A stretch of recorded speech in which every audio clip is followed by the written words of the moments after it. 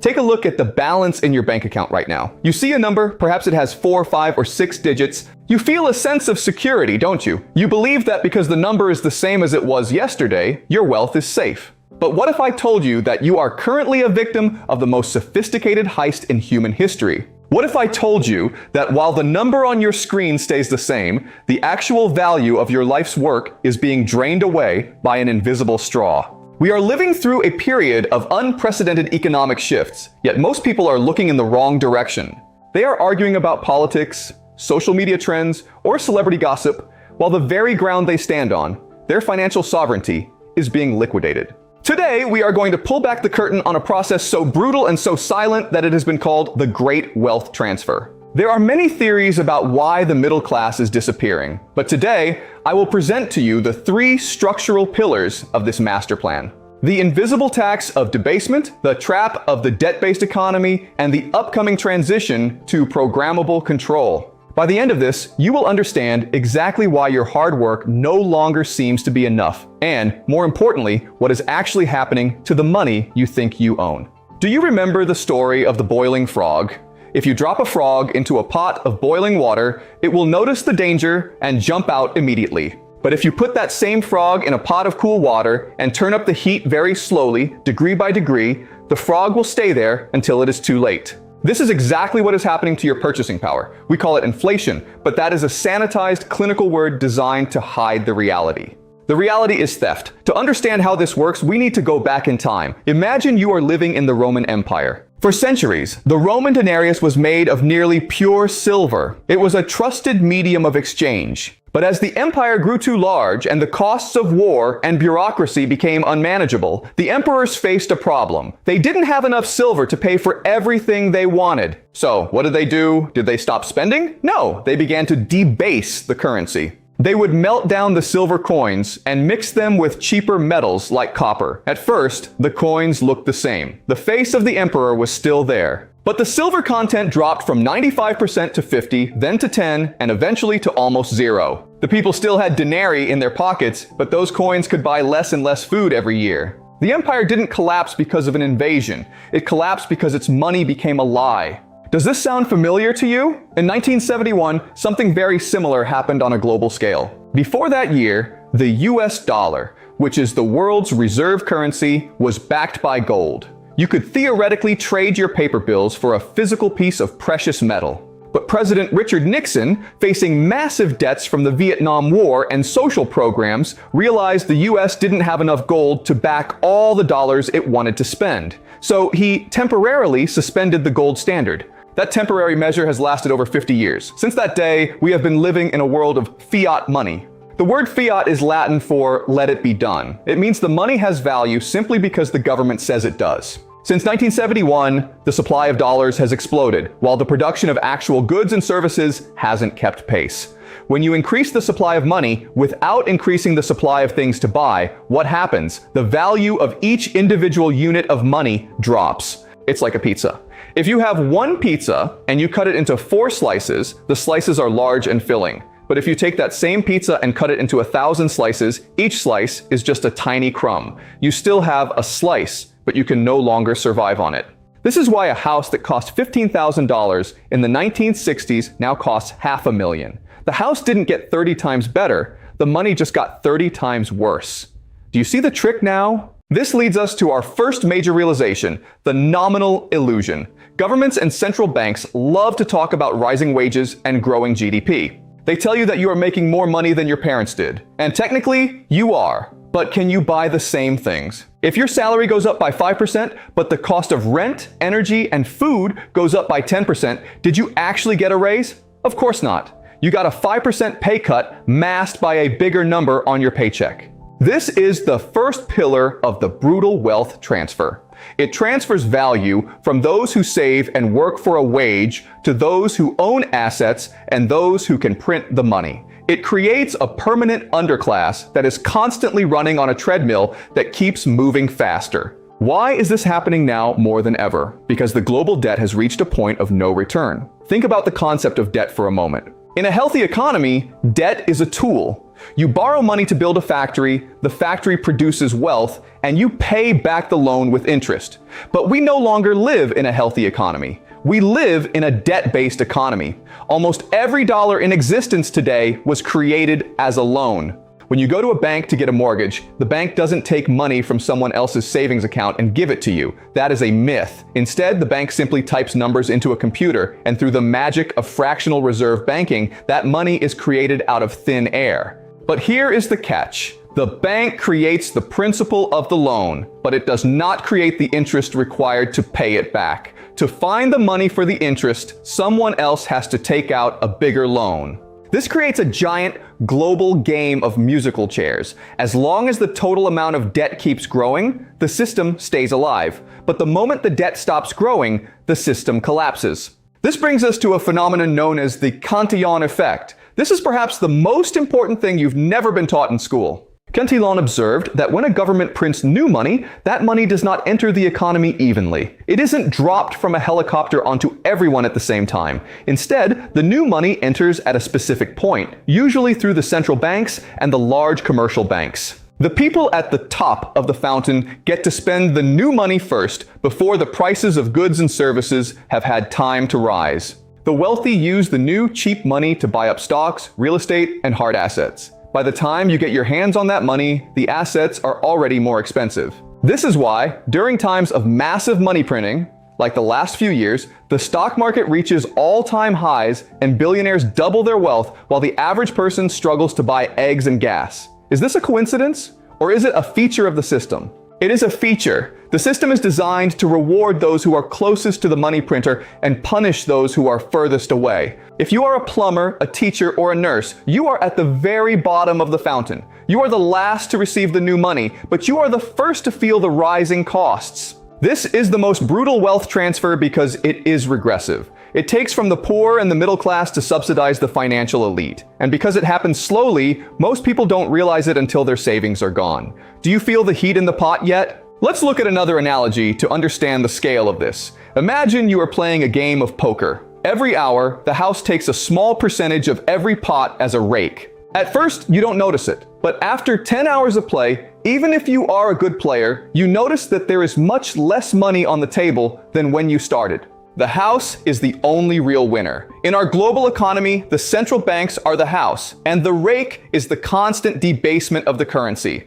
But it gets even more concerning when we look at the second pillar, the debt trap. We have been conditioned to believe that debt is a normal part of life. Student loans, car loans, credit cards, mortgages, we are told that this is how you build a life. But in reality, debt is a claim on your future labor. When you take out a 30-year mortgage, you are essentially selling 30 years of your life to the banking system. You are promising that for the next 3 decades, you will wake up every morning and work to pay back a digit in a computer. This wouldn't be so bad if the money was stable. But as we discussed, the money is being debased. So you are working to pay back a debt with currency that is losing value.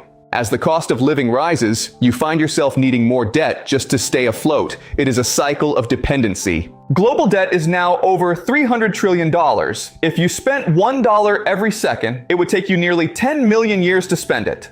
To give you an idea of how big that number is, if you spent $1 every second, it would take you nearly 10 million years to spend 300 trillion. This debt can never, ever be paid back in real terms. The first is a massive default where banks fail. The second is to inflate the debt away. They are choosing the second option. By making the currency worth less, the government makes the debt easier to pay back.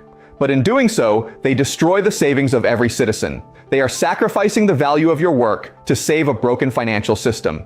Do you see why your money is in danger? It isn't because of a market crash. It's because the system itself requires the destruction of your purchasing power to survive. We are moving from a system of discretionary spending to a system of programmable control. Every digital transaction leaves a footprint. Every purchase you make is a data point in a giant ledger. Cash is private. Cash is anonymous. If you have $100 in your pocket, you can give it to anyone for any reason, and no one, not the bank, not the government, needs to know. But the next step isn't just digital money, it is central bank digital currencies, or CBDCs. Every purchase you make is a data point in a giant ledger. Many people think CBDCs are just like Bitcoin or the digital balance in their banking app. They are wrong.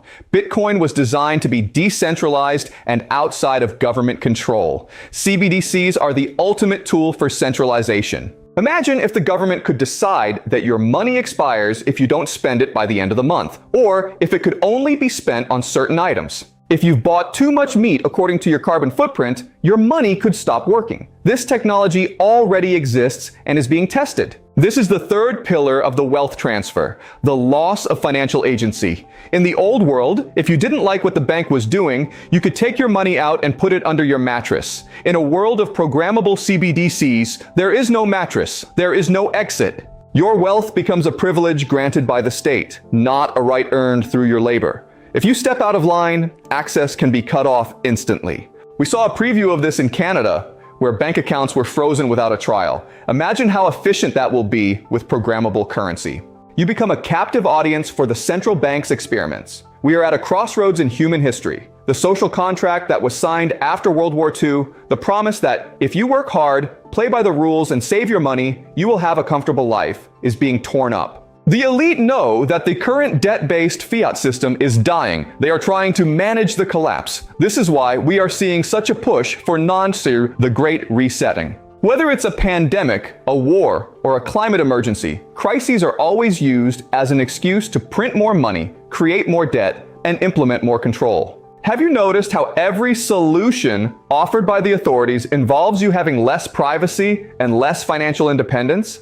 Why is the solution always more centralization? Why is the answer always more debt? It's because the system is hungry. It needs to consume the value of your labor to keep the lights on in the halls of power. But there is a flaw in their plan. The flaw is that for the first time in history, the average person has access to information. You are watching this right now. Knowledge is the first step toward protection. Once you see the invisible straw, you can start to move your glass. But time is running out. The transition is accelerating. And the gap between the informed and the uninformed is becoming a canyon. Think about the wealth of your family. If your grandfather had saved $1,000 in 1950, that money would have been a small fortune. Today, that same $1,000 is barely a month's worth of groceries for a large family. The system slowly ate his legacy. This is the tragedy of the modern era. We are the most productive generation in history, yet we are the most financially insecure. We have more technology, more tools, and more knowledge, yet we are working longer hours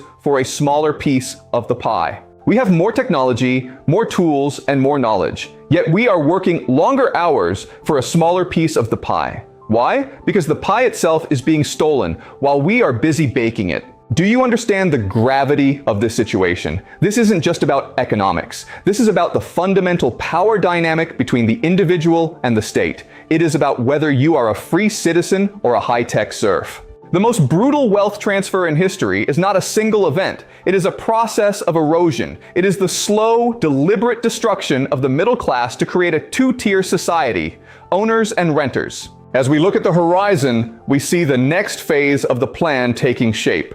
And the most shocking part is not how they are doing it, but what they expect you to do when the final trap is sprung. The one thing they haven't told you about the new economy is that it isn't designed for you to participate as a stakeholder, but as a permanent tenant. We are moving away from a world of ownership and into a world of access. Have you noticed how everything in your life is becoming a subscription? You don't buy software anymore, you rent it. You don't buy movies, you stream them. In some cities, you don't even buy a car. You subscribe to a transportation service. This is what the World Economic Forum meant. You will own nothing and be happy. But if you own nothing, someone else owns everything. Institutional giants are buying up the physical world with the very money they printed into existence. To understand the scale of this, we have to look at the institutionalization of everything. Private equity firms and hedge funds like BlackRock and Vanguard are entering the residential housing market at an unprecedented scale. They aren't just buying office buildings, they are buying single-family homes in suburban neighborhoods.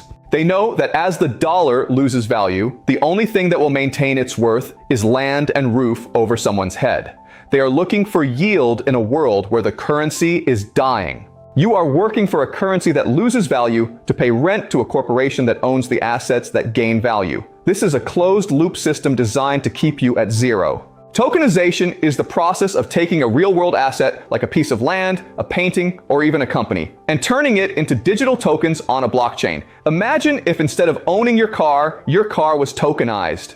Your refrigerator, your stove, your computer, everything can be tokenized and rented back to you. This is the final stage of the wealth transfer, the total liquidation of private property for the masses. Now you might ask, why would people agree to this? The answer is simple. The crisis. As the middle class is squeezed by inflation and debt, they will reach a breaking point. At that moment, the government will step in with a solution. They will tell you, we will give you enough money to live, but there's a catch. You must give up your debts and your assets. It will be presented as a debt jubilee. Once you accept UBI through a CBDC, you have surrendered your financial sovereignty. It will look like a miracle, but it is a Trojan horse. Once you accept UBI through a CBDC, you have surrendered your financial sovereignty. Once you accept UBI through a CBDC, you have surrendered your financial sovereignty. You are no longer a citizen. You are a ward of the state. Your income can be turned off if you don't comply with the latest mandate. Your wealth is now a permission-based allowance. Do you understand the difference? This creates a culture of high time preference. This is an economic term that means people focus on short-term survival and instant gratification rather than long-term planning. We see this in our culture today, the rise of fast fashion, fast food, and doom scrolling. It is the psychological byproduct of a dying currency. When the money is broken, the culture breaks. People become more anxious, more divided, and more easily manipulated. They stop looking up at the people who are draining the pot and start looking across at their neighbors, blaming them for their struggles. This division is a vital part of the wealth transfer because it prevents a unified response. As long as you are arguing about left versus right, you aren't noticing that both hands are reaching into your pockets. In the 1960s, a researcher named Walter Mischel conducted the Hauer-Stanford marshmallow experiment. He gave a child a choice, 1 marshmallow now or 2 marshmallows if they could wait 15 minutes. The government is telling you, if you save your marshmallows, we will take half of them away through inflation. So you might as well eat them now. This encourages the whole of society to become impulsive and dependent. It destroys the very virtues, frugality, patience, and investment that built Western civilization. Why is this important for you to understand today? Because we are approaching the climax of this process. The debt levels of Western nations have reached a point where they can no longer be serviced by taxes alone. They will inflate away the old debt, destroying your savings in the process, and then introduce the new programmable digital system as the hero of the story. They will tell you the old money was dirty and the new money is safe and green. But fairness often means equal poverty for many and power for a few. Anti-fragility is a concept developed by Nassim Taleb. It refers to systems that actually get stronger when they are under stress. While the fragile middle class is being crushed by the wealth transfer, you can choose a different path. Real assets are things that exist in the physical world and have intrinsic value regardless of what a central bank does. This includes land, gold, silver, energy, and even the skills in your own head. Think of it like this. If you are on a ship that is taking on water, you don't spend your time polishing the silverware. You look for a lifeboat. The lifeboat is hard money and productive assets. Economists use words like quantitative easing, negative interest rate policy, and transitory inflation. These are all euphemisms. Your first line of defense is to strip away the jargon and see the mechanics for what they are. It is a system of extraction, not creation. What kind of world do we want to leave for the next generation? Do we want a world where our children are digital serfs, renting their lives from a handful of global corporations? Or do we want a world where individuals have the right to own the fruits of their labor? The elite are betting that you will be too distracted, too tired, and too divided to notice the theft. They are betting on your apathy. Have you ever wondered why there is such a push for cashless societies? It's because cash is a form of exit. It's a way for you to step outside the digital panopticon. We are seeing the rise of these parallel systems today, from local food networks to decentralized finance. This is where the hope lies, not in fixing the broken system, but in building the new one while the old one falls apart. This is the Auern Professor's final lesson for today. The world you were told existed, the world of steady progress and financial security, is gone. We are now waking up to the Auern cold morning of reality. Wealth is never truly destroyed in a transfer. It just changes hands. It moves from the uninformed to the informed. It moves from the passive to the proactive. We are living through a great sifting. The era of the passive saver is over. The era of the active guardian has begun. Protect your time, protect your energy, and protect your wealth. Wow. Stay vigilant, stay informed, and I will see you in the world that we build next. The truth is the only currency that never loses its value. Thank you for listening.